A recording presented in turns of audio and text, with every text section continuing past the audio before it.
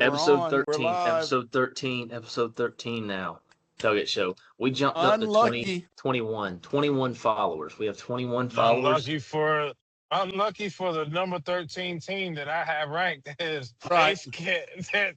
Almighty, poor Ace. You'll see this recording this week, sir. You know what, too? Number 13 is bad, right? It's like unlucky. Triskaidekaphobia is the term. It's the clinical term for fear of the number 13.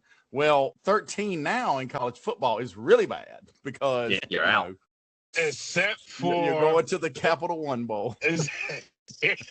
Yeah, except for the jersey count in Clemson. Every 13 person that wore every person that wore 13 in the slot has gone to the NFL and was their third down. Yeah. Like why is it always some white guy that gets 13 at Clemson? I have no idea. It's always some moderately athletic white guy who runs good routes and he can take an ass whipping though, because to do the stuff that Renfro and Humphreys and those guys do, man, you're going to take a beating over the middle. Grisham, yep. It's just, that is a tough position. That is a tough, and I guess that number did carry him through because, hey, look, when Renfro was the Raiders, man, he had a couple of really good years. I don't know why. Where is he now? Who knows where he is now? He's retired. He retired. He only did the 1 year. He's tired. He was with the Panthers. He was, but then he finished, and then he did, and then he came back, and now he's done. Yeah. So I actually drive a couple of his uncles around, and that's how I found out. That's a pretty cool family. I know one of his uncles. He's actually a defense attorney for insurance companies. Yes. Here in the state, being really cool guy. Yeah, he's into baseball, big into baseball. Yeah, they're all that whole family is a big sports family, and Hunter played baseball. Yeah, they were good, but so I remember Hunter Renfro was just a dog. I don't know why the Raiders got rid of him. I'd have kept him and just let him continue to. I mean, it was crazy. It's so weird. So I don't know, but anyways, we got episode 13 today. A little bit different. We've done the last couple of weeks all of our conference previews. We did the college football playoff preview along with some Clemson and South Carolina just insight. And then obviously Ruben here joined us on the last one. He's here again. My brother Ace is not here today. He went on his little annual beach trip with his brothers, with his friends. So he's not available for this. He think he's going to be able to do next Sunday. Yeah. We think. I wouldn't count on it. They're driving back, and they look, it's a bunch of 20-year-old kids, and they're like, we're going to leave at 8 a.m. Yeah, that ain't going to happen. So, but 2 p.m. twice before they leave. Yeah. Well, 2 p.m. So it's a lot of guys he played football with, in high school, and they're still friends, and some of them are in college like him. Some of them are working. They're a bunch of good kids, and so they, they do this thing every year. I've been doing it since after his junior year or something. So he'll be out of pocket. Now, I don't expect him next week either. So, but he'll make his comeback. And then I'm hoping that he'll be able to, with the fall, with his practice and all that stuff, I'm hoping that maybe he can come some in the fall on Sundays, but I just don't know. We'll have to see what happens. And he's also an RA this year. So anyway, so, but I understand, but that's okay. He's been around a lot. You still got the headliner and the showrunner. Yeah, okay. And now we have our number one guest on here. So, so we're gonna start it off. I'm gonna let y'all kind of dive into this because I know Chief has his whole lineup set for this, which is, I mean, it wouldn't be Steve Evitt if it wasn't like 400 different things to cook. But so first thing, what are we cooking for opening weekend of college football? All right, so I'm gonna explain why real quick. Okay. Now I do all kinds of different things at tailgates. Okay. Chicken, ribs, fajitas, burgers, steaks, whatever. But in the first Saturday, okay, in here in the South, it is like 95 degrees. Okay. We a lot of times we'll have something by the pool or whatever without the heat index, 95 degrees, without the humidity. And that's when the humidity is at its height in like mid-August to mid-September. Okay. And then at some point in October, you have to send this message to the sun that it's October. So, but anyway, so your mom loves this. This is one of your mom's favorite things, and it's great because it's light and it's refreshing, and that is the main thing is shrimp lettuce wraps. Okay, I mean, and you just I go to like usually Publix to get the good seafood, to get the good shrimp, and just I usually sometimes I'll do it skewers on the grill. Most of the time I just do it on the griddle, and then I make a peanut sauce. And real quick, the peanut sauce is peanut butter, soy sauce, sesame oil, honey, rice wine vinegar, chili garlic sauce, lime juice, and cayenne. Okay, depending on how hot you like it. Now I like my lettuce wraps pretty hot, and then I cook bell peppers, and I usually do few different colors. I at least do red and green, but I'll do like yellow and orange and whatever. And then onion and mushroom. And then you have raw vegetables, bean sprouts, cucumber, cilantro. Okay. And then you put it together.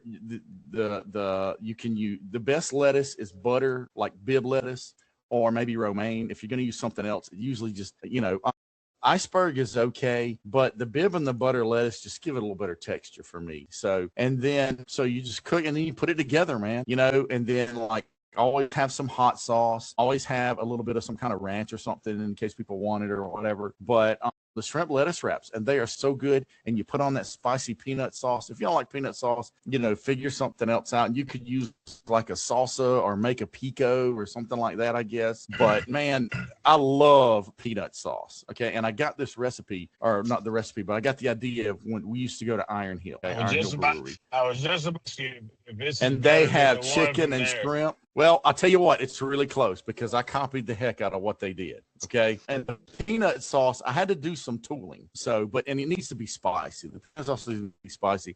Remember, it's hot. You're going to have this with a couple of beers. You're watching the game. I mean, it's awesome. So, and then another thing, and probably this will be our first tailgate this year because Smash won't be playing that week. We don't start usually until the second Saturday in September for his games. So that means we'll have all day. So, I'll put all this together.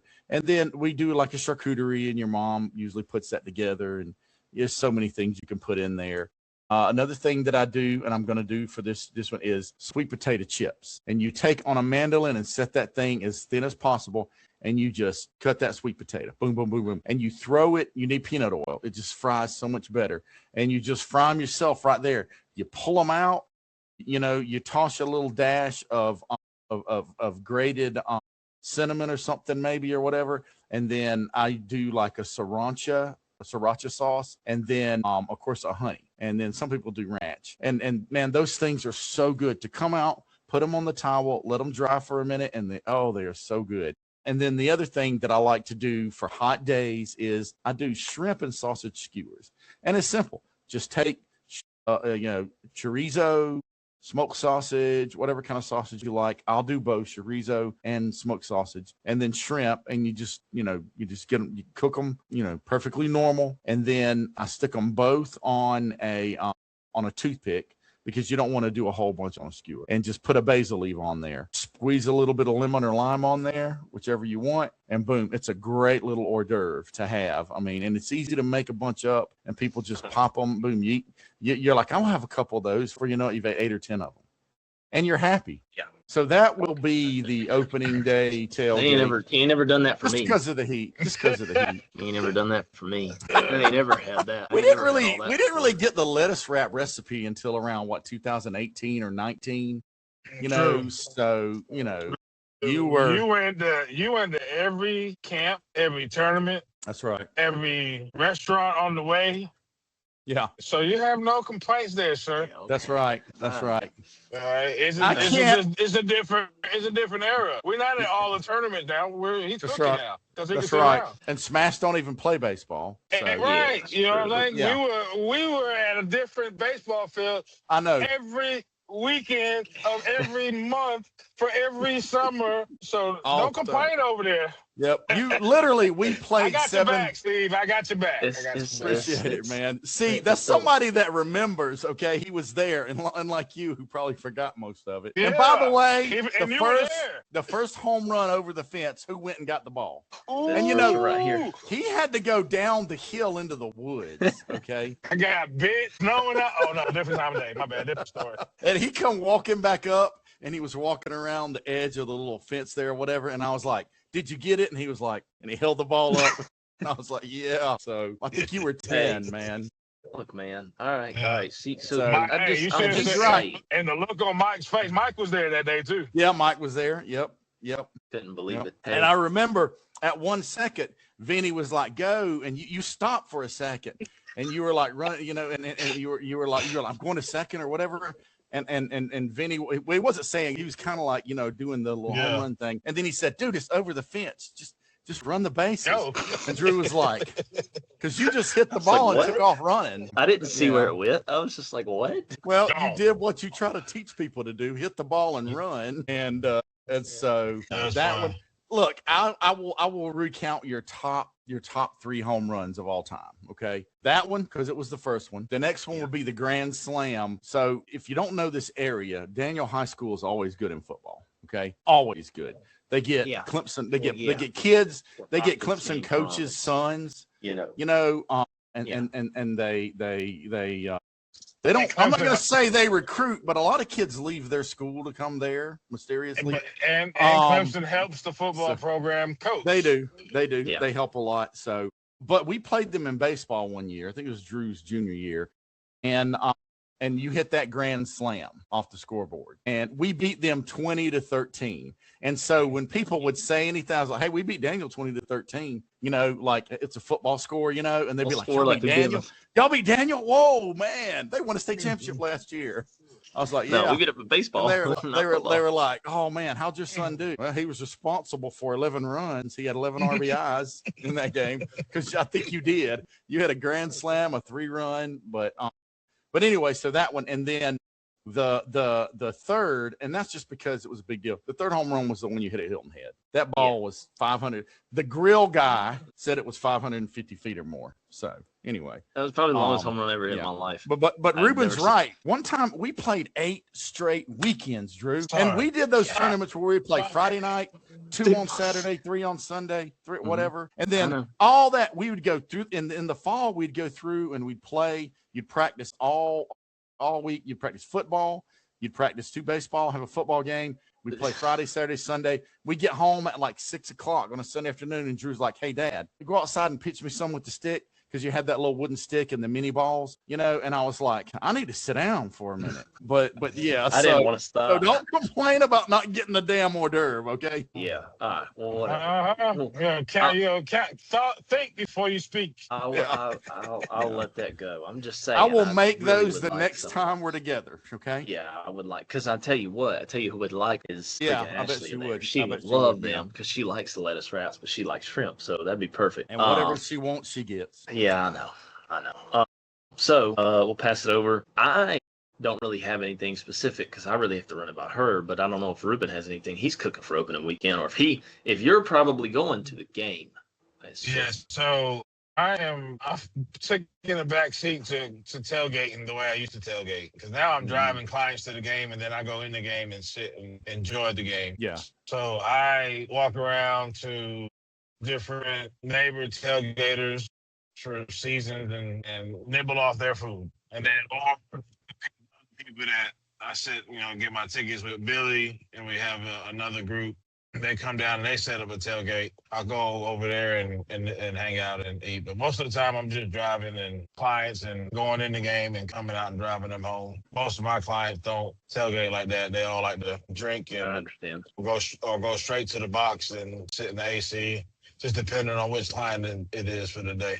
All the tailgates I've been to at Clemson and Carolina, I usually, honestly, I don't go in many times. There's always a TV there, and so just hang out with the food and the beer. Yeah. So and for me, it's $10, $12 beers in the stadium. So it's I know.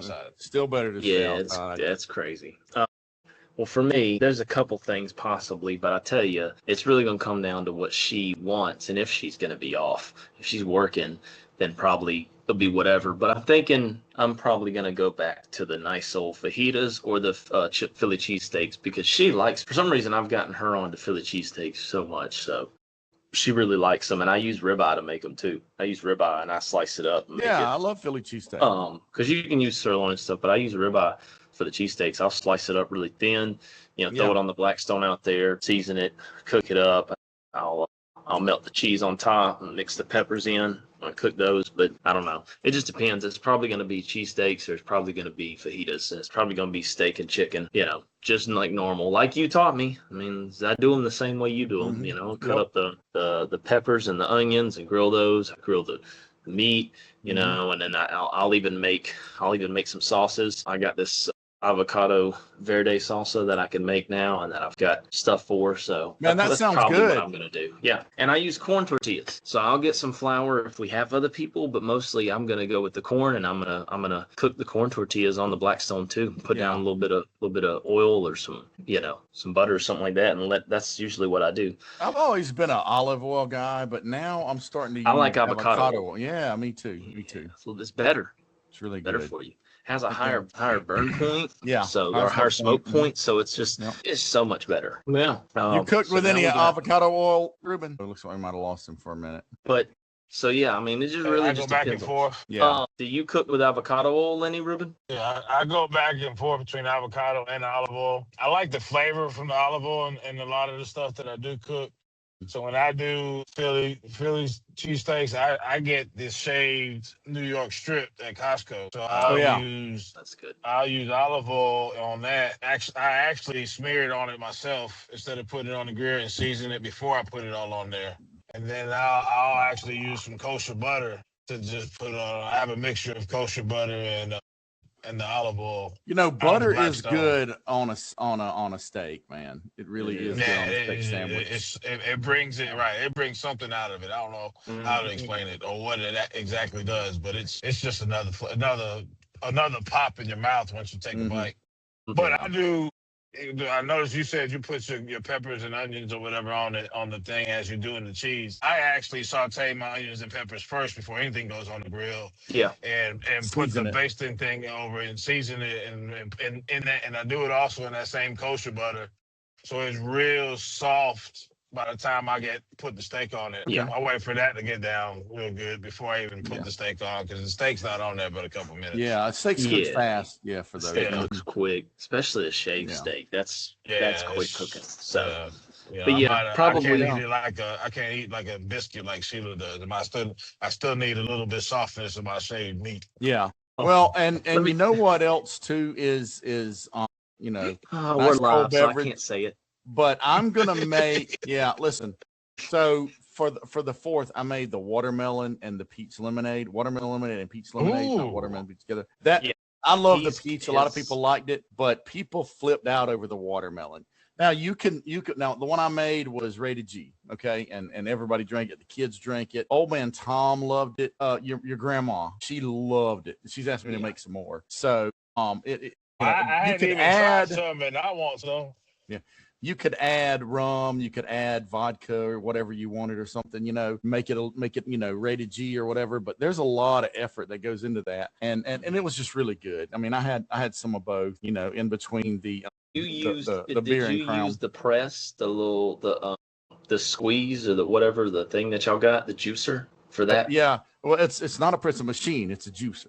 Okay. Yeah. You use that to get the watermelon out, to juice the water. So yeah, he used real watermelon. He juices the watermelon and I juice the peaches. And then when I pour them into the lemonade, I use a sieve. Okay. So you got it juiced and then use a sieve so you get out any pulp, because lemonade is not really supposed to have a lot of pulp or whatever. And then of course I put in real lemon juice and then, a couple lemons and stuff. But it was good, man. It was really good. And I don't use sugar. Wow. I use honey. No sugar. Sweetness. Honey. Yep. Honey instead of sugar. That's actually. So it's actually good for you. I mean, it's not that bad for you. Yeah. Yeah, I've been using agave. When I make coffee at home, I use agave instead of sugar. Speaking of which, on Soda Sunday, I'm drinking Sharkleberry Kool-Aid made with honey. Says you were local Greenville honey. I know that y'all were eating that last night with the pizza rolls, and I don't want to go on too long, but I know y'all were eating that. Y'all were watching it, and I was watching. We were watching UFC 329, the fights last night. By the way, Ruben, Anna fights next Saturday. I want to give a shout out real quick. Yeah, Anna makes her UFC debut. Yeah. Her actual UFC debut. That's right. And she learned to clog in Alabama. Yeah, apparently. Yeah. But no, so she makes her UFC debut on July 18th. Next Saturday, it's on Paramount Plus. You'll be able to watch on UFC Fight Night. She's fighting short notice. She took a fight a couple weeks ago. She's fighting for some girl that got injured, so they moved her up and gave her the contract. So this is her official UFC debut, actual pro debut. So this is the big deal. It's the real deal. Family full of athletes. Come get some. Come get some. That's right. Now the McGregor fight was an embarrassment. It was. I mean, you waited for that crap, but honestly, I think he was hurt before he walked out there. He did. He was. Yeah. He's not. He wasn't. He should have stayed out. Listen, that injury at his age means you're done with certain things. Yep. Football, UFC. I mean, you're just done. I'm sorry. Yeah. He had to show up because he had to pay for another lawyer for his latest rape charge. So see, that's what I'm wondering if he just did it for the money or whatever. Holloway was like, "We're gonna do number 3. Just get that money or whatever." No, I ain't watching it. So, but every other fight, and I watched all great. of them. It was good. They were awesome. They were awesome. Good. The St. Dennis and the Patty fight, man, that was textbook. I mean, that was wrestling because he tried to do the takedown. All right. And he got what a lot of people call it different things around here. A lot of times we call it cow catcher.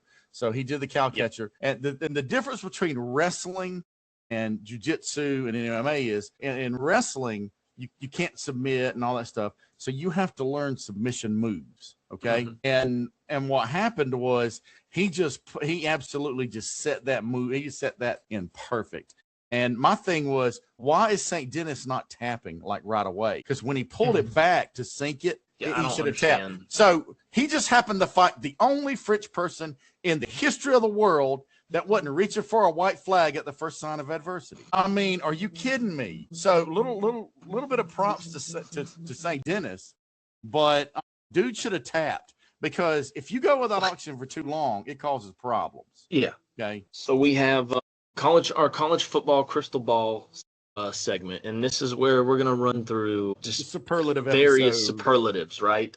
And we've done a lot of talking about teams and standings and rankings and things like that, and I think now is the time where we take a step back and we just kind of talk about some stuff outside of it, other awards, superlatives, things like that. So I have a list here. We're going to go through these pretty this is also the inferior awards too, because we're giving out some of those. So go ahead. Yeah. So first off, we're going to go with our coach of the year and who we think is going to actually win coach of the year this year. So I'm going to open the floor. I'll let Chief go first because I know he probably has his coach kind of locked in. All right. So a lot of the guys that I think that are gonna be, have a good years or whatever, honestly, are guys that you're expecting it. Okay. So I'm going with Kalani Sitake at BYU. Okay. Dude is a special coach. Okay. He just is, man. I like the guy. I got BYU number 5. I got them picked 5th in my playoff rankings. And so, there's a lot of talk, the West Virginia guy that wrote in talking about Rich Rod. Rich Rod's a good coach, but he's not a head coach. Okay. He's an offensive coordinator. And if you have a guy that's not a head coach, but he is the head coach, you've got a ceiling, a superimposed ceiling. So, yeah. And I just think Sitake is a great coach. I think he has respect. I think he's one of those guys like we talked about Saban and of course Signetti. And what these guys do is they build cultures, okay, and they run tight ships. And I think he's one of those guys. So that's my coach of the year is Kalani Sitake. And you got one? I know mine, but so I'm stuck because I feel it's gonna be Dabo. 1 of 3. Well, he's my 3rd, and only because. And so here's why I'm stuck. And if Dabo goes 11-1, they win the ACC, they get in the playoffs. He has to be in consideration. Okay.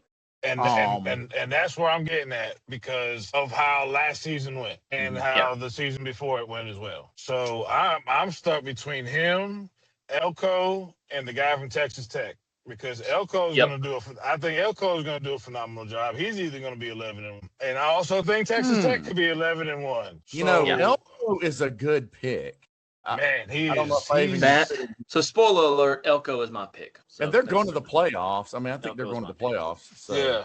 Elko, and what sold it to me, and I'll let you finish that, Drew, is all the recruits I talk to that visit A&M brag about Elko. And I already liked him based on his defensive philosophy and what he's done where he was at Duke and what he did his first year back over there in A&M without really having anything going on. So he has won everywhere. Yes. So I got the opposite of the guy I got for the overrated coach. But anyway, go ahead, Elko. And he right. And what's surprising at his age, he's still relatable. And Drew, this is one of the biggest things I used to harp on. If you're not relatable to the athlete, you're not gonna get them. They're not gonna listen to you. They can care less that's coming out your mouth. It's almost like you're a 13-year-old kid at home and your parents are telling you something. It's going in one ear and out the other. Yep. Exactly. But that old man can relate to any athlete for some reason, and that is a gift because the older the person is, the more unlikely the athlete is going to listen. Yep.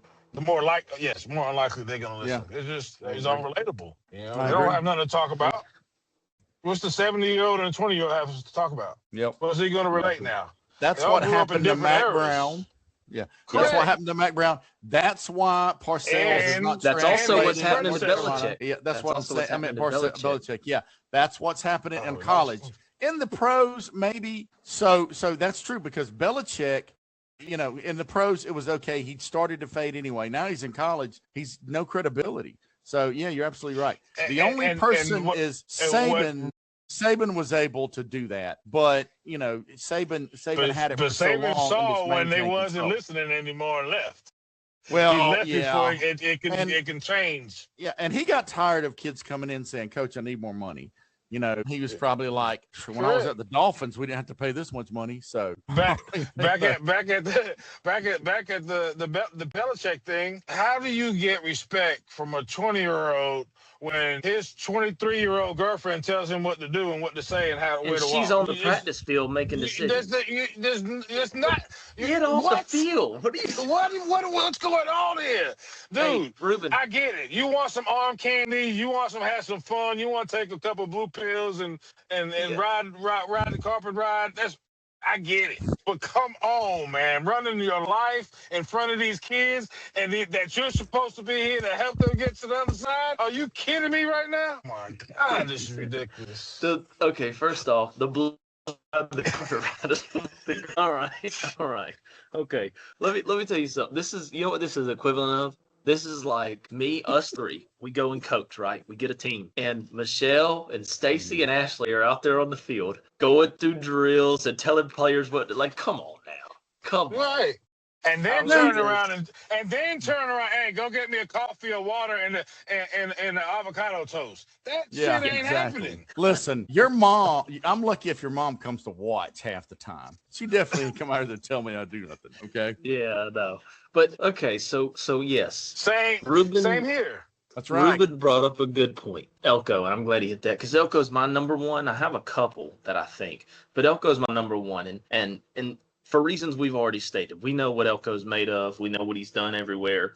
He's one of the best recruiters in the country. A&M's top 5 now every year. They're going to be. They just are. But my second coach, which is going to surprise some of y'all, and I think it's because he was so close 2 years ago. He's got a really good roster. I'm going to take Marcus Freeman second. Now, I know a lot of people don't like Marcus Freeman. I know, Chief, you're not the biggest fan of him, but I like him because I like what he gets out of his players. I think he's a great coach. I think he's a good head coach. I don't think he's specialized in offense, defense. I don't know if he's the best coordinator, but I think he's a good guy to have at the helm who can hire the right people and get the right players to build them. I have Freeman second. And then third, it's crazy, but this is only because I think that they can win it all and they have the roster. I have Sarkisian. And if he can get Texas to a one-loss season and win it all, I think he's coach of the year easy. But definitely Elko and Freeman ahead of him just because of what they got. So those are my three. If Manning plays near what people bill him as, they got a chance because they have players and they have a sick defense. Okay, no, they do. Have a really good. Most of the money they spent was on the defense. Listen, yes. I only have 2 defenses that rival them, okay? And that's Miami and Indiana. Yeah, So, those are top. Those are probably your top three to me. And but it's no there's a lot of that the coordinators are the guys that drive that. Okay, and you know what because I think. You know what there's I think another too? thing talking about like Rich Rodriguez or some other guys is that Muschamp, terrible head coach, terrible, can't be in charge, can't run things. But that dude is a defensive coordinator, and not just Texas, for the schemes. He's going to be at the helm of that Texas defense now. And it's not just for the scheme because it's good, but he gets his players to believe. He gets them to play hard. Just don't let him be making big time decisions because you can't do that. Don't let him hire an offensive coordinator. That's right. That reminded me of our number 13 ranked UGA. They don't have him no more. 13th, right? They did have him last few years as a co-defense coordinator. Unlucky 13. I'm just saying. Well, also, here's the thing. There's another thing, too. I know we got our top defenses or whatever, but I'll tell you what. I think Clemson and South Carolina both have top 15, top 10 defensive potential as well. I think they're going to be really, really good. Just a sidebar. I know that's off of it, but I'm gonna put those two up there for sure. I think South Carolina and Clemson are going to have really good defenses this year. Yeah, I think both of them are going to be surprising. Yes. Very surprising this year for both of them. I totally believe that. Yeah, especially coming out the gate for Clemson. I think both take a lead. My days of backing losers are over. Arkansas all the way. That's a lie. Arkansas. All right, so let's move on. We got our coaches of the year. Let's go underrated and overrated coach. Most underrated, or we'll do most overrated first. Most overrated coach and then most underrated. Let's get it. This is the easiest answer in the world. Matt Rule. Okay. Most overrated. Yep. So if you're going to get any credit you give him, you got to give Beamer 1,000 times because look at this. Matt Rule is 19-19 at Nebraska. His overall college record, 66-62. And you know what? Beamer in the SEC with a blinding schedule every year has a 33-30 record. Okay. Yeah. So both of them are average at best. And people are like, well, Matt Rule this, Matt Rule that. Yeah, Matt Rule sucks. Matt Rule is terrible. And unfortunately for Nebraska, the Big Ten is way too good. Upward mobility for them doesn't exist, especially with that guy running things. Okay. All right. Well, let me give you my first most overrated. Kalen DeBoer at Alabama, most overrated coach in college football. Yeah, he's honorable mention. He's honorable. Overrated. Yeah, I'd say that's definitely 1A, 1B. Both of y'all. I second those notions on both of them because it's crazy. Yeah, they had the keys to the Ferrari and put diesel in the gas tank. That's right. Diesel in a Ferrari, man. Hey, Ruben, you're most overrated, or do you gonna go with what we got? I got what you guys got. There's not one. I don't think there's anybody bigger than those two. And DeBoer is way out of his depth. He is way out of his depth at Alabama. They're going to eat him alive after this year. For sure. Yeah. 7-5. All right. So we got our most overrated. Who's your most underrated coach, Chief? Let's hear. Me? You know what? Honestly, underrated. I don't know that I have one. A lot of guys get a lot of run and stuff like that. I'm going to pick somebody that we don't know yet. Okay. And that's going to be Golding at Ole Miss. Okay. I think he comes into a tough situation. He got him to play well in that bowl game. I don't know. He just seems like a guy that's got it together. I could be wrong. He doesn't get a lot of runs, so I think maybe him. I'll tell you who else. And this is whatever. But what's his name? Whittingham at Michigan. Whittingham at Michigan. Yeah. Listen, dude has won whenever I see, like, for example, for us, we're South Carolina fans. We look at South Carolina baseball, and we have wanted Landon Powell to be the coach there for a long time. In fact, when they hired Beamer, I wanted them to hire he's at Liberty now. Well, I don't know why names. Yeah, Chadwell. Jamie Chadwell. And the same argument that people used against Chadwell. Now, remember, this was Ray Tanner, of course, that made the decision. So, of course, we weren't going to get the right guy. And with Landon Powell, this is the thing is, well, they haven't won at this level. Okay, but if somebody wins everywhere they go, all right, then you don't know, and so you're dogging the guy who's always won and saying he can't. We don't know if he can win this level. He can't win at this level. He's won everywhere else. So history says win.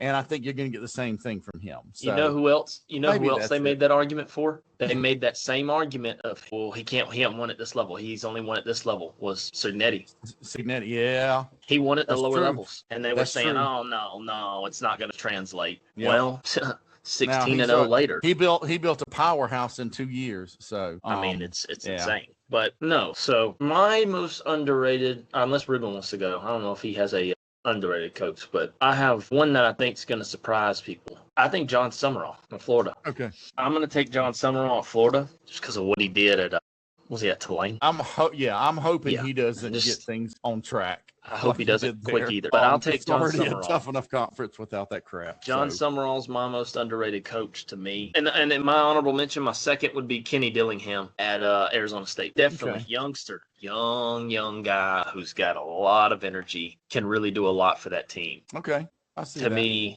John Summerall, Kenny Dillingham, two of the most underrated coaches in college football, in my opinion. Okay. That's fine. Whatever you go. You got another one? I don't know. Yeah, I don't know his last name, but his first name is Tosh, and he's the coach for Cal now. And he's another one. Everywhere he's been, whether it's a coordinator, they shut down the offenses, or he's been a coach. Yep. And win. Tosh LaPoa. Yep. He has done it at every level. I mean, he's got it. He spent a lot of time at Alabama too, under Saban before. So he's got the for sure. He's got the pedigree. He has the culture. He can relate. He can coach. He can take his medicine and not point fingers and be accountable. Yeah. And nobody gives the ACC respect either. And I think he's going to be another one of those. Okay, so the conference on the map because they usually competitive regardless. Let's think about this. Okay. You guys mentioned the guy that worked. Here's your first argument you wanted. No. I'm good. Okay, so he comes from Saban's coaching tree, right? Yep. So let's I'm going to go with mine because everybody did one, but my number one team that I picked for this year is Indiana, coached by Curt Cignetti, Saban coaching tree. Ding. Miami, number 2, Cristobal, Saban coaching tree. Ding. Georgia, number 3, Kirby Smart, Saban coaching tree. Number four, Oregon, Dan Lanning, Saban coaching tree. I mean, and then you look at the other guys.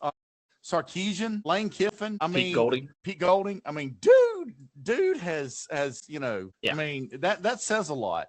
That's like the Krzyzewski tree, or which goes back to even the Bob Knight tree, Yeah. So yeah, I think he's a good coach. I just think probably a little bit hard of a climb for them to be significant. Getting in the top 3 in the ACC for them is going to be tough. No doubt. But he's going to make noise to where nobody knows his name. Like, I don't even know his name. They're going to know his name at the end of the season. Yeah. Well, I'd heard his name, but I didn't know him that well. So I just looked up good. Quick. But all right, let's move into this then. Okay. We're going to go with our surprise team. All right. Surprise team. Cal. All right. And this is why. Number one, they've been whatever. But first of all, Lincoln Riley went and did the right thing. He got himself a coordinator. Okay. Yeah. Got Gary Patterson, a legit coordinator, one of the top 5 coordinators in the country. Southern Cal is in a conference with Oregon, Ohio State, Indiana. Okay. Mm-hmm. That's 3 playoff teams already, and Michigan. And I picked them to make the playoffs. So I've already picked a surprise. All right, for them to get in there. And I do. I think you know what? They could win 10 games. They might win 11. I got them sitting there at 9-3, but I think because of the schedule and all the circumstances, I think they get the nod. So all right. Well, Ruben, we know your surprise team is Clemson, so let's move on. No, I don't know. Actually, it's not. It's not. It's Texas Tech because now they're saying since Sorsby's moved out the way, nobody thinks they got anything to offer anymore.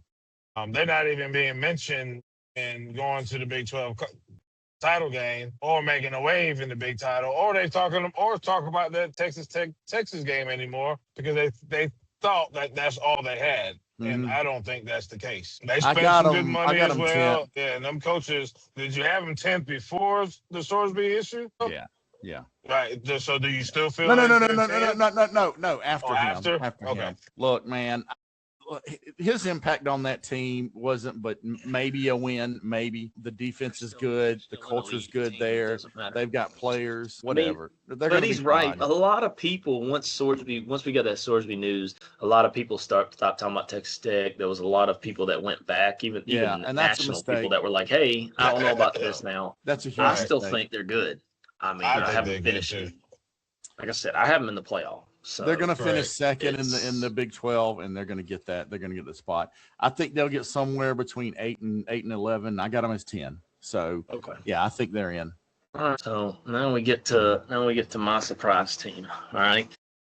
And I'm only having them as a surprise team because I had them finishing second in the ACC, but I think that they're good. I'm gonna have Louisville. Look, Louisville's got a great team. That would be a surprise. Their quarterback is good. Okay, they have good coach. They have a good staff. I don't know. Louisville for me, like I had them at 10-2. I got them second in the ACC. Getting in, yeah. I mean, Louisville's my surprise team, and I could totally be wrong on this. And matter of fact, the more I look at it, I'm like, they're probably a third or fourth team. But dude, I don't know.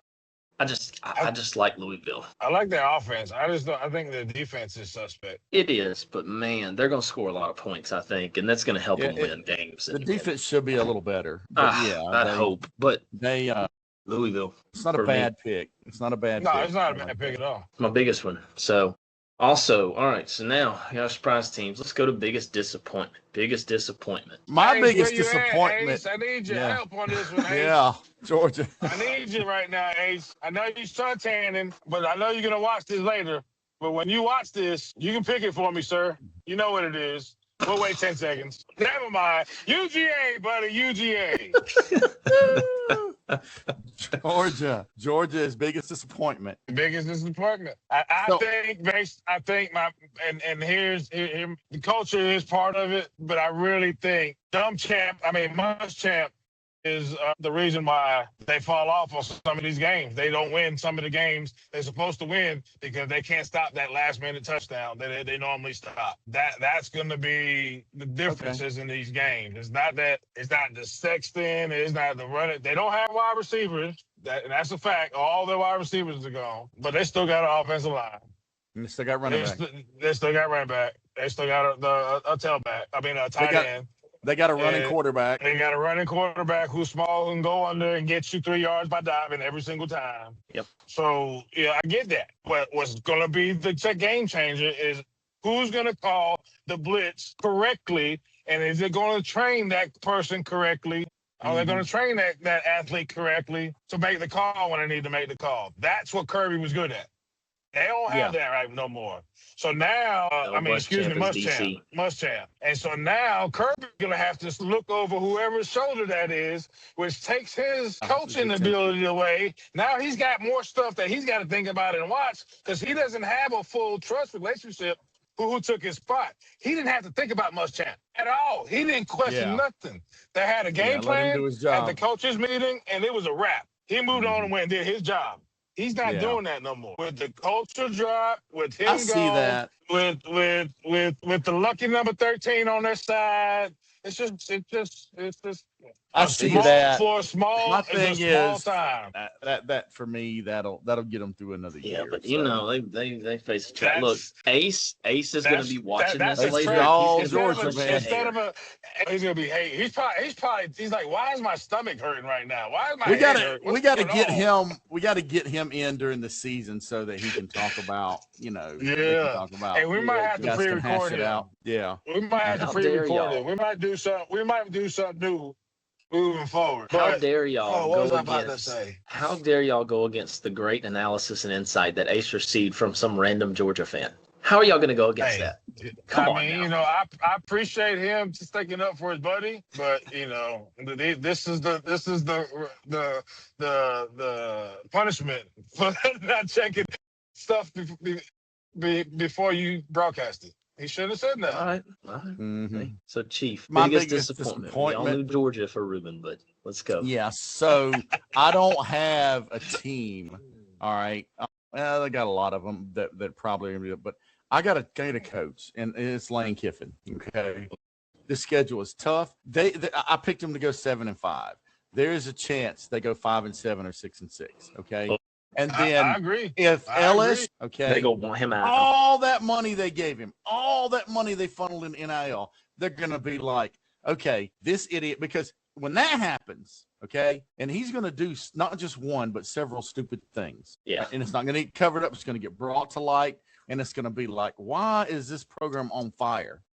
So, I mean, they got rid of Kelly, right? They got rid of Brian Kelly. Okay. But at least he was stable. Okay. He was stable. 8-9 wins. And I'm not saying that Kiffin's not a good coach. Kiffin's a good offensive coordinator. I don't know what kept him in check there in Mississippi for a while. But at LSU, it's too big a lot. I can't wait to see the first big meltdown. The lights are too bright. Hey, it's the very first game of the year is when you're gonna see the first meltdown. That's right. Yeah. Well, that's true. Now, if they lose to Clemson, okay, what if Clemson goes in there and does them like 28-17 or something? Man, the wheels won't be coming off. The wheels are gone. This is my prediction. The exact same thing that happened in Clemson last year is happening in Baton Rouge. The exact same thing. Y'all want to know the spread? What is the spread? What is it for that game today? LSU minus 11.5. Wow! Give me the money right now. Yeah, Clemson plus 11.5. Oh, DraftKings is legal in South Carolina now. Wait till I get out this car. LSU minus 11.5. Wait till I get out this car. Clemson's defense could make some plays. LSU, man, I don't know, man. They're not scoring like 11.5 is a lot of points. A lot of points to leave out there. Yeah. Yes. I didn't expect that. Wow, I did not. What's the total? What did they have the total? The over/under. I was just looking at it too, because I'm looking at the live odds because this is. They say 30 something. They stealing money. What's the over/under? Hold on. Let me get there. I'm in it. So Clemson LSU. Minus 11.5. The over/under is 50.5. Okay, so what they're saying is 31-20. Yeah, LSU. That's the score. That's basically about that is what they're thinking. Okay. So, but yeah, 50.5 over/under. Money line is Clemson plus 360. I'm going over that. I'm going LSU like 24-17, 24-20. I don't see them getting in the 30. They ain't getting in the 30s. No, I don't either. Not first game of the season, no. No, I mean, so yeah, that's gonna be interesting. I see Clemson getting in the 30s. I see 32. LSU's 32 telling you. So let's look at this. So I'm gonna give you all this before we move on, and then I'll give you my what are we on right now? Biggest disappointment. So South Carolina and Kent State, the line on that game is minus 34.5. South Carolina over/under is 52.5. So that's the first game right now. So they're saying like 42-7 game. Is what they're saying, 45-7 or something. Yeah, that's probably about right. I mean, it's a hapless team. Of course, they'll probably come out and in the third quarter, it's going to be 21-13. And it's going to be. And then we're going to score 4 touchdowns and break away late in the game. That's what's going to happen. Saying just in case we don't talk about this again before the Clemson LSU game happens, I feel that that's the way the score is on 2 factors. I've already been screaming that this defense is going to be hands down better than it was last year. And because it's got the athletes that he has got around, that he has his system built around. And Chad Morris is the reason why we score way more than most people thinking us to. So I would say that in the end, the over is some good numbers. The safest is the over. All three bets, the safest is the over. I'm gonna give you my biggest disappointment real quick, and it's only because of what they did last year and all that smoke and mirrors from one player. I got Vanderbilt as my biggest disappointment. Thing is you're going to see just a Vanderbilt team flatten within the first couple weeks. I have them at 6-6, surprisingly, but I still think that's a disappointment considering you won 10 games last year. So Clark Lee, great coach. Again, it's hard to win at Vanderbilt. You can't consistently recruit at a high level, right? You got in some good transfer guys last year, and you got Pavia, and nobody had seen him at that level, and he had a good offense and guys around him. They ran a scheme that worked, right? But I think the film now and everything, it's got Vanderbilt. That's my biggest disappointment. I'm telling you, they're going to fall off, and a lot of Vanderbilt fans are going to be mad because they really thought that they would be able to replicate this for long term, and you can't. You're Vanderbilt. Sorry. That's my biggest disappointment. Sorry, you're Vanderbilt. Big whoop. And if I had to go with a second team, honestly, I'm going to have to go SEC again. But I tell you what, I think that the next biggest disappointment in the SEC could easily be Alabama. So Vanderbilt, Alabama, those are two teams that could be big disappointments, and it's only because of where they're supposed to be. Alabama, that's yours. I just picked Kiffin because it's going to be interesting what happens to him. But Alabama would be my team, because they're going to for Alabama standards, they're falling on their face this year. Yep. Alabama, and then we know Alabama standard is SEC championship, playoff, national championship run, and it's probably not going to happen this year. They shouldn't have got to the playoffs last year. No, I don't think they should. I think they shouldn't have either. I just don't. I think there's 3 or 4 teams that really they made a mistake on last year, and that's why I'm wondering how it's going to go this year, because they always do something where they have 3 teams that I feel like they shouldn't have went with them. But we'll see. Again, a lot of time ahead. So, like I said, only time will tell. But so now we're going to get to and Chief, you brought up Kiffin as your biggest disappointment. Coaches on the hot seat. I'll start. I say Shane Beamer's on the hot seat. He's got to prove something. Well, we're going to do our breakout player. That's next. Okay. All right, hot seat. Okay, yeah, go ahead. So I'm gonna go Shane Beamer. I think that's one of them, right?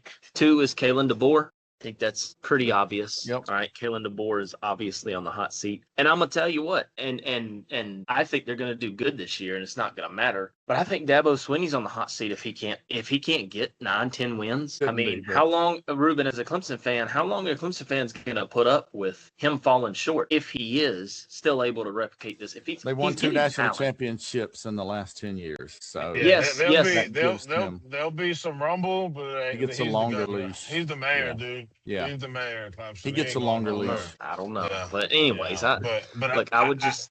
Yeah. If they go 7-5 or 8-4, I mean, there's gonna be people gonna be irate. I agree 1,000% that there'll be a lot of irate people, but those irate people are going to bitch their way to pay IPTAY for their tickets for the next season. They're not going nowhere. They just like the rest of the Southerners that say one thing and do another. Hey, give me my sweet tea. I ain't diabetic. It's what they do, So he'll go. Let me eat my Debbie cakes in the middle of the night. It's not bad for me.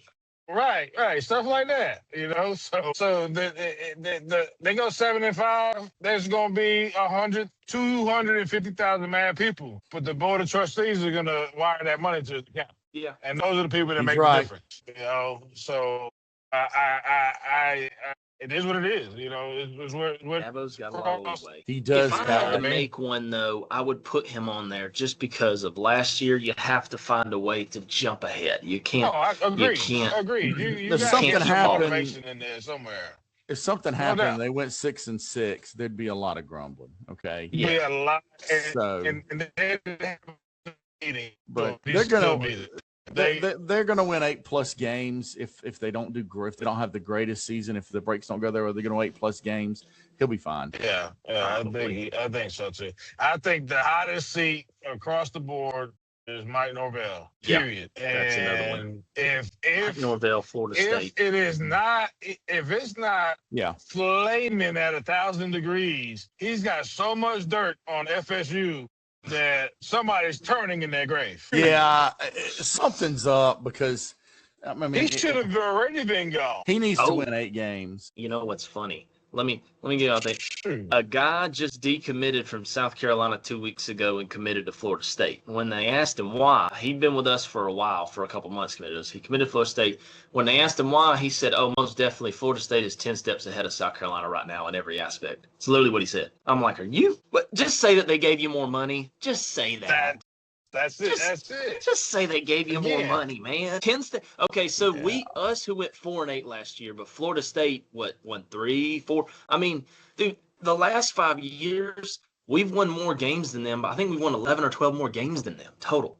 So how can they be 5 steps ahead of us or 10 steps ahead of us? The schedule's not close. These guys, and like when Ruben and I grew up, if it were me, and they were like, hey, you were going to go here and you just kept saying you liked it and everything. Why did you go here? Money, bitches. They offered me 1.5. They offered me 4. I didn't even think about it. Matter of fact, I got up. I took a dump down the hall from Beamer's office. I didn't flush the toilet.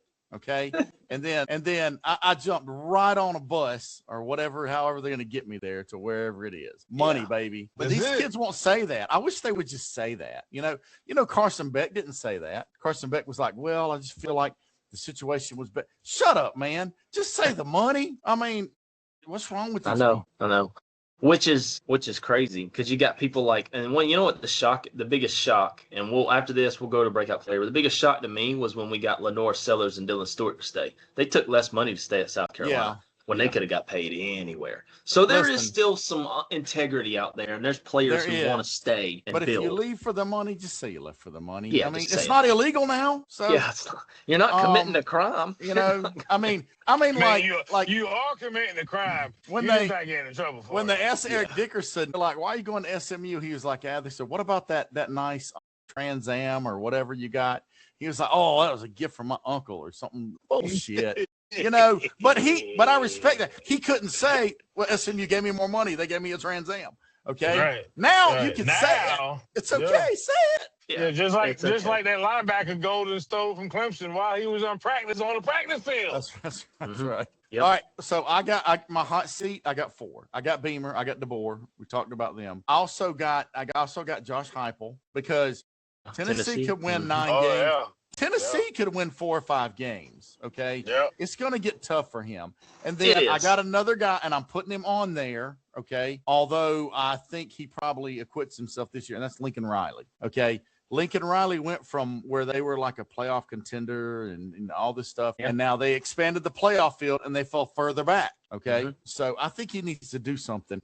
I think this is the year he does it. So he's on the hot seat because there are people. Okay, the board of directors, the board of regents, the boosters, you know, the president, the AD at USC that they're having conversations about. Okay, is his error? You know, is he gonna? Is it? But over? I think he does. I think he does this year. So I agree, and to talk on that, I was gonna speak on that earlier.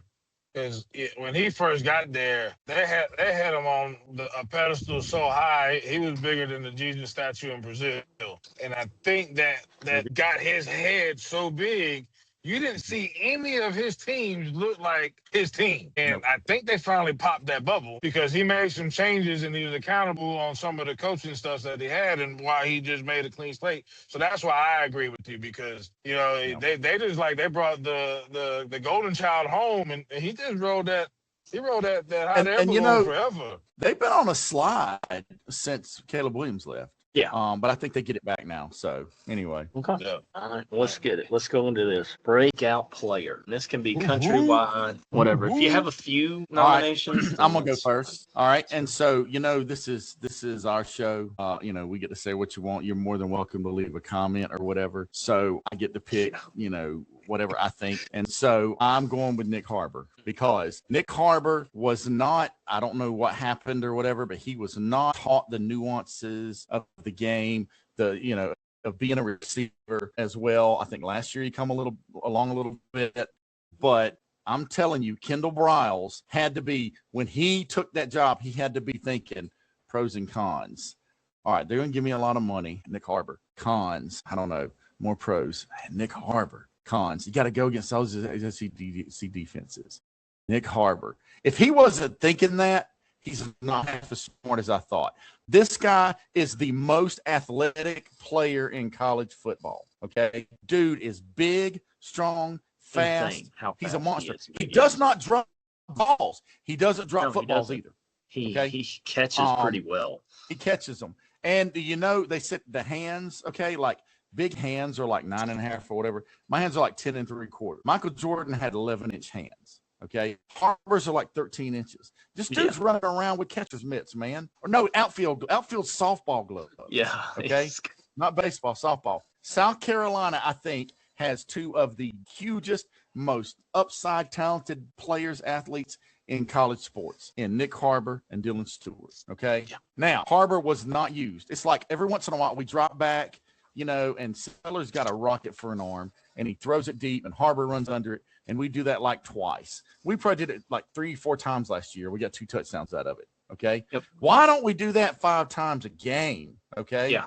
The first look, if we come out the first 3 plays, I'm throwing it deep to Harbor. Then the next time I'm looking like it, and we're just gonna do a little pitch because they sending people down. Okay. Yes. All you got to do is hit on 1 out of 5, and you win the game. So, and I think Kendall Briles, not just him running streaks, but I think because Briles likes the swings, he likes the little quick hits and stuff like that. Dude, if you shift guys out of position and you hit him on a slant against one guy, and that safety has to outrun him, the safety will not catch him.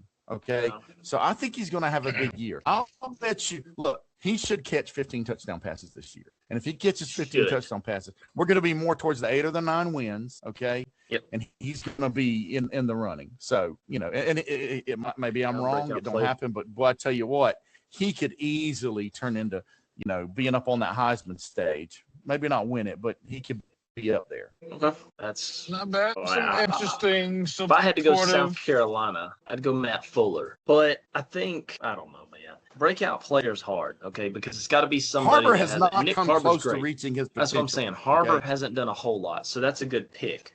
For me, if I'm going to go with somebody different, I have to go with somebody that hasn't really done a whole lot, but has the potential to do a lot more. And honestly, I would say Matt Fuller if I'm going South Carolina. I think Matt Fuller's going to be better than Nick Harbor. I think he's going to have more of a breakout year than Nick Harbor just because Matt Fuller's done way less. Matt Fuller's nothing so far. But the potential and his size and the way he moves, insane. But I don't know. Ruben, you got one? You got a breakout player that you're just sold? I got a few of them. So I think the Indiana running back Lee Beebe Jr. is going to have a phenomenal break. He is seasoned, he is strong, he is fast, he's got football IQ, and he has been waiting behind 2 monsters that they had last year that are gone to the NFL. And he gets a lot of the totes, and not a lot of people really know about him. So I think he's going to get a season. I don't know numbers, but I definitely 1,000-yard rusher. Probably a lot more if he's healthy, but at least 1,000 plus. Gideon Davis in Clemson. He's going to be good. Adam Randall took his spot, took his shine last year, so he was able to come in and learn some pass protect stuff that he was bad in last year. So they threw him in the fire and taught him some things. But he's a 6-foot, 200-pound running back that's solid and fast. Yes. I wouldn't say he's a Travis Etienne, but he's a similar running style. So since he's been there and we haven't got to see him, he's going to have a breakout year. And then here's the one that hasn't been talked about since his freshman year when he was an All-American and then got hurt and then got back is Tyler Brown. With Chad Morris being there, Chad Morris, he just like you were saying earlier with Nick Harbor, they throw the ball 3-4 times down the field every quarter. That's what Chad's going to do. But the difference is after they do that, they're going to dump it right there at Tyler Brown. And Tyler is so quick and shifty that it's going to increase his confidence because that was his issue last year after coming off injury, which is almost every top-tier athlete's issue coming off of injury is building confidence back. It's not that they don't know how to play and know how to do their craft. Is believing in themselves to do it again at the level that they did it before they got hurt. And sometimes it takes a little longer for others than it does for some. And I feel like based on Chad Morris being there and him wanting to take the top off with either Moore or Westco or one of the newbies that we got in there that are all 4.2 runners, then you got Tyler Brown. So I think he's not been talked about. All you hear is Westco and Moore, and mainly because the few opportunities that he had last year that he dropped passes that Tyler normally don't drop passes. He's known for his hands. That's all confidence. But every athlete, male or female, has to have that type of adversity to get back to the top. And you're not an All-American by mistake. No. That's true. That is true. So I agree. In fact, when we were doing our Clemson thing the other day with Ace and you, I did mention, I was like, who was the third one? I was trying to think because I know Antonio Williams is gone. I was like, Tyler Brown. That's who I thought of it afterwards. That's the spot. But that's another one that I was thinking That's the new Antonio Williams for Clemson. But for me, I got 2 breakout players. Number 1 is Nick Marsh. He's going to be he's a wide receiver that transferred to Indiana from Michigan State. Yeah, he's good. Dude, I think he's going to be really, really good, especially in that offense with Hoover throwing to him. That's my number one if I had to go outside of my scope of what I normally go with. My number two, and y'all probably haven't heard much about him, but we all talk about Jeremiah Smith. And Jeremiah Smith is going to get drafted in the first round. This is his last year at Ohio State. But watch out for Chris Henry Jr., freshman wide receiver at Ohio State. That dude might get a lot of touches because of teams focusing on Jeremiah Smith. And I think Chris Henry Jr. is going to have a breakout year as a freshman. Just someone who's going to come on the scene. He's probably going to catch, maybe 60 passes, 800 to 1,000 yards, and have like 8 touchdowns. I just think that's going to be a breakout year for him, and he's the next Jeremiah Smith, Carnell Tate type player. Those are my two. So I completely forgot about him, and no disrespect to you, Mr. Chris Jr., but that boy is nasty now. It's not. Here's the problem. I'm glad you even brought this up because they can't double team the other one. They have to play both of these guys. Yes. The problem is who is the quarterback going to pick? Based on the pressure coming in and how the rest of the defense is set is going to base on how that happens. That Carter Jr. is disgusting.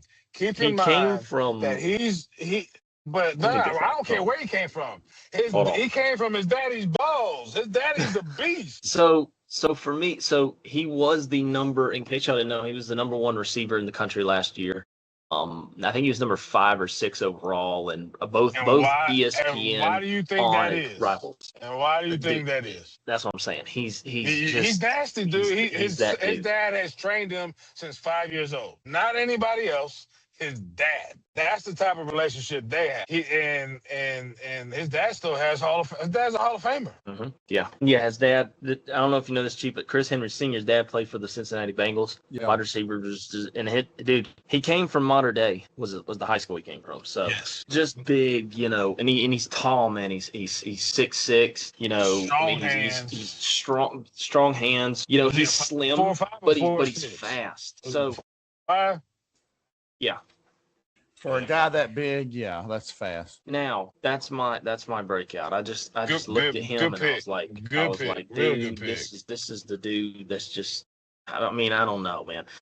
Like I said, South Carolina terms, Nick Harbor's going to have a breakout year, I think, in Kendall Brow's offense. But for me, if I'm looking nationally, I'm like, Chris Henry Jr. is just, he's probably the next Jeremiah Smith. He really is. Ohio State just replaced Jeremiah Smith. I get what you're saying, but watch what y'all see out of this kid.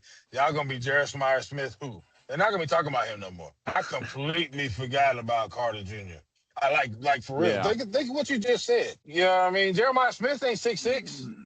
His hands ain't that big. No, Chris Henry's gonna be. He was just the biggest shining. He was the biggest shining Ferrari that they had last couple of years. But they hadn't even said anything about Henry yet. Junior yet. Oh my God, very good pick, Drew. Very good pick. So that's mine. But that anybody else got any other breakout players? We'll move on. Next two's pretty easy for me. So, let's move on. Toughest places to play. This is my second to last. Toughest place to play and best fan bases. Now, toughest places to play, I can sit here and say South Carolina because I've been there a lot. It's loud. I love it. Clemson's also a tough place to play. But I'm gonna go with Penn State. I think Penn State's the toughest place to play when they do their whiteout. It's one of the loudest, most ruckus environments. It's insane. Mm-hmm. If you go look at the clip when they played Michigan 2 years ago and they had that whiteout, just when they played Mo Bamba, and it is just insane. Michigan started the game and they delay a game. They literally came out, they kicked off. Michigan got the ball first. Their offense comes out there, delay a game at the start because they can't even get the playoff. They literally talked about it, and then they go out there and they can't even snap it. It was just insane. That was that. And if Penn State could ever get back to where they were, man. But yeah, that's that and LSU. LSU, two big environments that are just insane to play at. And those are my two probably. But like I said, I can say Clemson, South Carolina all I want. I've been to those. These two, I think those are the two toughest. Yeah, those are tough. Texas A&M gets rowdy, and honestly, one of the places I've been more between the hedges is really tough. Neyland Stadium, because you not only have to worry about your players and the loud noise, but you got to worry about the safety of your fans. So there's some people, but a lot of those people are just terrible, terrible, terrible. So Tony's one of them. And you know what? Yeah, and you know what? Ohio State's a tough place to. Yeah, Tony. It is. Tony's not like that bad, man. Yeah, he just go balls every week. But he's probably not going to hit you with a beer bottle or something, So yeah, those are the tough ones. All right, Ruben, I know you like Clemson, and I know it's tough. It's definitely, especially at night. Yeah, it is. It's a great atmosphere. Well, I'm gonna tell you what, y'all have been to Virginia Tech. Yeah, and it was a night game when we went. It was good. I'm gonna tell you. I'm glad you brought that up. It's not gonna make that toughest place list, mainly because I wasn't impressed with the opening ceremony that they have there. It's not. The TV makes it way better than what it really is. But I was impressed with their little third down key thing that they do on third down. It was a little annoying, so that can be a pain for the athletes on the field. But one of my places, I had the fake Death Valley over there. That one of the places you picked up at LSU. They that's always been a place where people just seem to be to wreak havoc. Because of the schedule, Clemson will play them at night. That's going to be a night game. Yeah, that was going to be a night game. Oh yeah, it's just not a lot. It was a night game. Yeah, the first when they came to us. So it's just not a lot of good games that weekend, and so yeah, they're going to be. It's going to be 8 o'clock. Those fans are going to be, drunk. Yeah, they're going to be nice and pickled. Yeah, I'm not going. I'm watching it from here. Yeah, that's probably better. So yeah, I've never been to a game there either. So well. Yeah, I don't know. I would go there if we're not playing. I want to go. That's one of the places I want to go to. That if we're not playing there, that way I can enjoy it because y'all know how I am. I'm usually laid back, but there's somebody that's gonna press the button, and I'm not trying to be like that. I'm too old. My body hurts. Like that day. Before we get this is actually a funny story. I know we're going over, but it is what it is. That time when I went down to tailgate with Ruben and Stacy at the Clemson game, and Zach was down there. That was the fun. So Zach, these dudes stole Zach's liquor, and I'm just sitting there eating some food. We're all relaxed. Ruben's chilling. All of a sudden, we hear this like commotion going on, and it's Zach like 30, 40 feet away, and this dude's got Zach over a car, and he's holding him down like they're fighting and stuff, and it's over something stupid. Ruben goes over there and he throws the dude off of him, and all of a sudden you've got 5 dudes around Ruben. Ruben's got some dude in a chokehold up against the bus, and there's 5 dudes around him. Ruben's like, "Come on!" And they're all just like, "What do we do? What do we do? What do we do?" They were smart at that time. They didn't do nothing. That was funny, man. That was hilarious. It was because they stole his liquor. They stole Zach and his buddy's liquor, and that's what they were. It's over freaking alcohol. It was over alcohol, man. It was just. I don't know. They ran off with their liquor. Zach chased them down, and then it ended up by our tailgate. And Ruben goes over there, and it was them 5 dudes didn't want nothing, man. They were just standing around. I'm like, what do we do? What do we do? This guy's crazy. It was funny, man. Yeah, man. That was a good time. And that's why I'm not going to LSU. Yeah. I understand. Yeah. I understand. Yeah. I have to have a retainer already in place because I'm not fighting anymore. I'm shooting. And I'm going to shoot you in the leg because I'm not trying to kill nobody. Yeah. But you're not going to move any closer to me. Yeah. We're going to have a discussion I agree. when they show up and find out why this happened, and I get to walk off. It's not like it used to be. I have to kick your ass, almost break your neck, and jump in the car. Let's go. Yeah. We grown. Yeah, I'm with that. Yeah. Back in the day, it was different. If you threaten my kids or my wife or something, but somebody's like, "Hey, I could kick your ass," I'd be like, "Oh yeah, I'll buy you a trophy." Yeah, I still wish. I gotta go eat a steak and cheese sandwich. When we played at Greenville, that day, and we didn't shake hands with the Rev, and that coach for Greenville was like yelling at our players with her. I was hoping y'all were coming. I was hoping that y'all were in that part. Yeah. That coach he was like jumping at players as we were getting on the bus, like whatever, and nobody was holding him back or whatever. Yeah, I know. I know.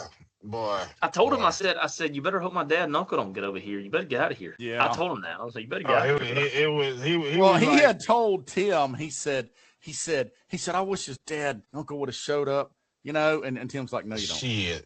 You don't.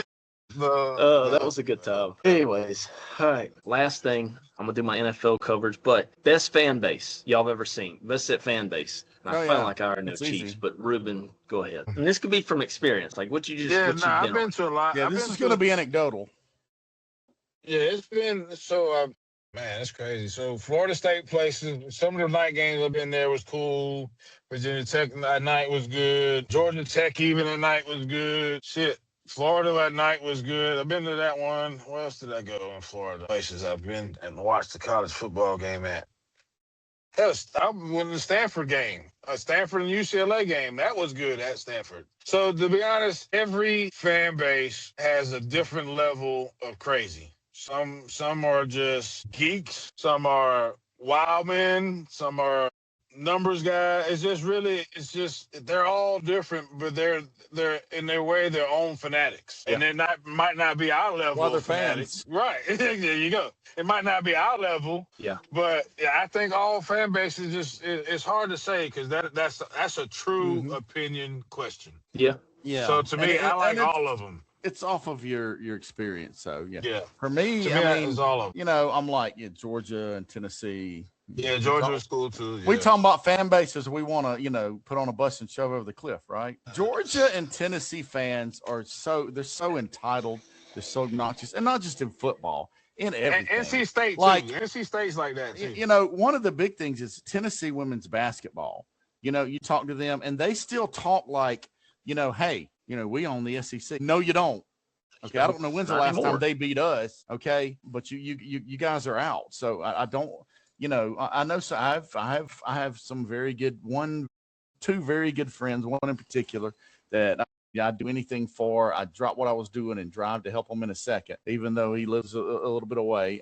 But mostly up there in Tennessee, man, that's not a fun place. I mean, they're just obnoxious. So for me, honestly, the best fan base is Clemson. Now we go at it, and sometimes I get tired of some of the snarkiness, but we do it too. So, but I have been to more games at Clemson than any other place other than South Carolina. Okay. And not just Clemson, Carolina games. And I have never had a bad time ever. Yeah. The worst time was one time. I'm going to save the names to protect the guilty or the innocent or whatever. But one time we went in, and this guy, Joe passed away. Joe was a great dude. And it was part of the group that I used to go with. And we went in, me and Joe and a couple other people. And so, Joe was like, hey, man, extra ticket. Come on, go. Let's go. And I was like, he knew I didn't ever want to go in there. I hung out, and I was like, he said, come on, man. He said, we'll take some beers. So we go in with like a couple of beers. This was later in the season. It was a colder game. I think they were playing Georgia Tech. And I don't know, something happened, and Georgia Tech kind of upset me a little bit. And then so I was kind of pulling for Clemson, and plus, Joe was awesome. And so I started jumping up and down, and a beer bottle fell out and just busted. And this woman below us turned around, and she was like, what's going on? You can't, whatever. And Joe's like, I think that woman up there throwing stuff, they're Georgia Tech people. Wow. She was like, I'm going up there. And I was like, oh, shit. and so we were like, and her husband was like, no, we'll keep an eye on it. I said, yeah, I'll keep an eye on him, ma'am. I'll keep an eye on him, whatever. And so it was so funny, but I don't, Drew and I went to a Clemson and Georgia game one time. Clemson and Georgia. It was the last year they had Todd Gurley. Yeah. And so won. We're sitting there, and these guys comes up. These two guys come, and they were drunk, and they come, and the guy was like, "You're in our seats." I was like, "I don't think so." And he was like, "You're in our seats," And I was like, "No," He's like, "You need to move." I said, "You gonna move me?" And they were both kind of like stunned, And I was like, "No, I mean physically." And then I said, "Go get an usher." And the guy said, "Let me see your tickets." I said, "You better go on."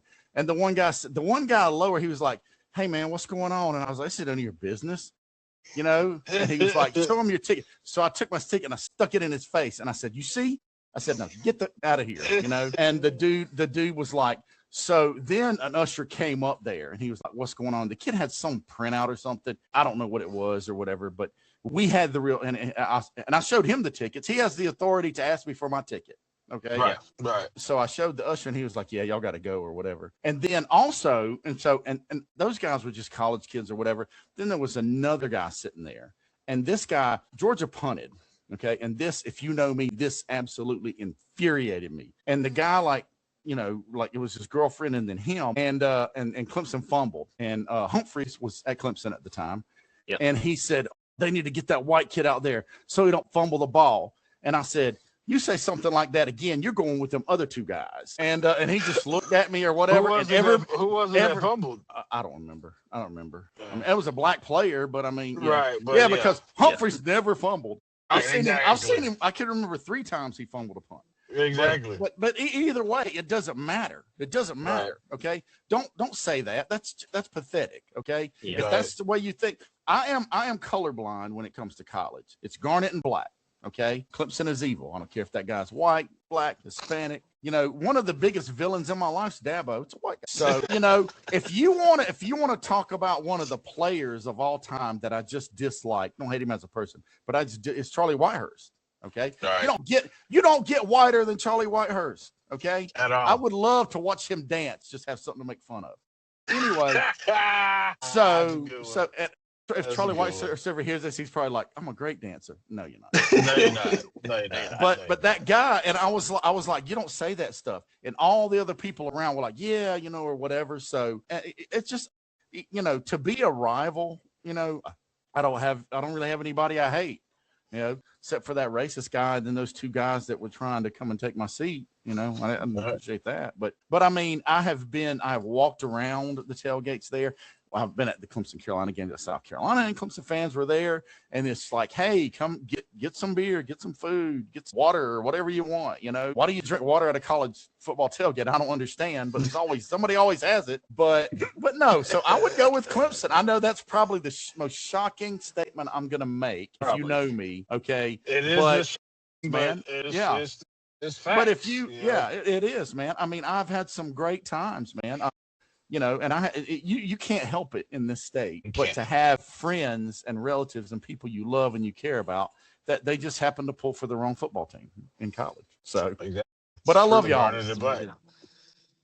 Hey. Yep. Well, that's going. So we ran through all of ours, and if I had to go fan base, I agree with Chief Clemson. Yeah, I've had so many good times there. But outside of that, because I live in Texas, I've been around a lot of Texas and Texas A&M fans, and while I don't necessarily, they talk a lot of trash. A lot of the ones I know are good people, especially the Texas fans, especially University of Texas. They're good people. So they're annoying and they get on my nerves and they like to rag me because Texas is better than South Carolina right now. So they have that. That's cool, especially at football. But no, they're a good fan base. So me being around here from my personal experience, Texas fans, yeah, good people generally. So that'd be mine. But I'm going to move on. Last segment, and I'm just going to briefly hit this, and then we're going to close out. Preview for what's to come. We're going to start to get into our NFL stuff, and we're going to hit back on college as well. But we're going to start going into our NFL preview, and we're going to get through each division, and we'll probably do like AFC one episode, NFC another episode, go with our sleepers, MVP candidates, biggest concerns, biggest, pros, cons, who's going to be good. But upcoming, we're going to definitely preview each division, and we're going to pick division winners. We're going to pick our playoffs. We're going to go through that, see who has the best chance. And I know, Ruben, if you want to join for that, you can. Like I said, I'll try to push out everything ahead of time. But starting next week, I got to figure out where we're going to go and what we're going to do. But for the most part, like I said, we need to get in the NFL some. We've done all of our college stuff. We need to start getting in the NFL a little bit. And that's where we're going to go. Other than that, though, y'all got any last thoughts? I'm going to close this out. No. Hey, what's this? Twinkle Winka? What is it? Twinkamania? Yeah, Twinkamania. Yeah, hey, Twinkamania. We'll hit the Browns. You the man. Yeah. Kane. That's my buddy Kane. He comments on a lot of our videos. Yep. Twinkamania. He's funny. At first I was like, okay, is this guy's asking questions? And I was like, is this guy being funny? Is this guy trying to taunt me? Because I don't like people to taunt me. He's trolling. I like it, man. I like it. Hey, Twinkle Blinka. He said the funniest comment he made, Ruben, we were on an episode and we were talking about Salisbury steak, how to prep it and everything, right? Yeah. And Chief went and did his recipe on Salisbury steak and we talked about it. And of course, Ace had his thoughts, I had mine. He commented when we uploaded that video later, he commented and said, prep for Salisbury steak, just throw that shit in the microwave for 2 minutes. Oh my God. The hell kind of meat is that? Yeah. He's talking about the TV dinner. He's talking about the frozen one that you get. Yeah. Chief made his homemade, and he was talking about the frozen TV dinner. Gotcha. I even made the gravy from the pan drippings, and that's the best way to do it. Yeah, man. That's the best way you to will do it. you will piss on that frozen dinner after you eat that. It is good stuff. I made it myself. Good. But, hey, take care of the people that matter, the people that love you. Appreciate it. Hey, and that West Virginia fan, if you got any more comments or if you want to join yourself, you're more than welcome to. And hey, we'll look, even go back and talk about I am the Big 12 now pulling for West Virginia. I just want to say all the like Lindy's had them 13th, Sporting News had them like 16th, Athlon had them like 13th or 4th. I mean, so we weren't the only ones, but I am pulling for West Virginia. 10 wins, man. And I think Rich Rod's gonna have a couple upset wins. He's always good for that. Yeah. It's just, and look, as a person, Rich Rod is a good dude. Yeah. Yeah, I mean, he did fine. He did okay when he was OC down in Clemson. He just wasn't. We didn't have the other staff and they didn't have the football support at the time, and they didn't have the players that you had for some of these other guys too, man. Yeah. What was he there like 5, 6, 7, something like that? I mean, it's a long time ago. Wow. Look, and the back in the Tommy Bowden days. Yeah, when they had the Bowden Bowl. Yep. Yeah. But anyways, well, that's gonna wrap it for this episode. Long one, but good one. I like it. That's right. Like I said, superlative episode. Appreciate y'all joining us. Any last thoughts? I know Chief always does his love yourself, love everybody, whatever. Love yourself, love the people that are important to you. Hey, appreciate them. Appreciate his all lovey-dovey stuff. He gets all lovey-dovey. It could be gone. Yeah. That's it. For the year. That's it. That's it for the year. All right. Well, I appreciate y'all. Thanks for joining. See y'all. All right.